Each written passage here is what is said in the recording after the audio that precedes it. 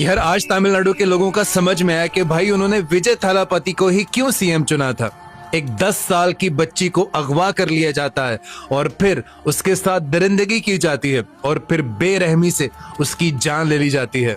और फिर एक बहुत बड़े जो ओहदेदार होते हैं पुलिस वाले प्रेस कॉन्फ्रेंस करते हैं और उस लड़की के साथ जो हुआ कितना दर्दनाक हुआ कि एक आम इंसान की रूह तक काम गई। लेकिन ये लोग प्रेस कॉन्फ्रेंस के सामने एक दूसरे को चुटकुले सुना रहे हैं और ये मैडम जो है वो नाखून रगड़ रगड़ कर हंस रही थी।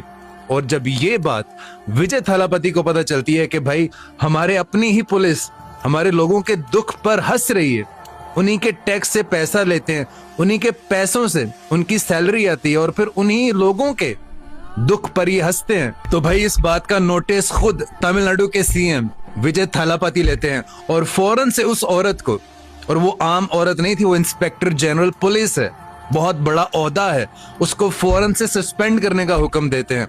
और जिस शख्स ने उस छोटी बच्ची के साथ दरिंदगी की होती है उसको फौरन से फांसी की सजा सुनाते हैं। और मुझे पूरी उम्मीद है कि जब उस मैडम को अपना सस्पेंशन ऑर्डर मिलेगा ना, सस्पेंशन लेटर मिलेगा, तो उसको देखकर भी वो नाखून रगड़ रगड़ कर जरूर हंसेंगी। और ये बात भी मैं गारंटी के साथ कह सकता हूँ कि अगर तमिलनाडु में किसी और की गवर्नमेंट होती तो ये फैसला, ये डिसीजन इतनी जल्दी कभी नहीं आ सकता था। ये अदालतों के चक्कर लगने थे और सालों साल इसी केस के फैसले आने में गुजर जाने थे। और ये जो औरत हंस रही थी ना, इसने इसी तरह से लोगों का मजाक उड़ाते रहना था। लेकिन भाई तमिलनाडु के लोगों ने विजय थालापति सीएम के लिए 1 लाइक तो बनता है भाई, वाकई में वो धुरंधर।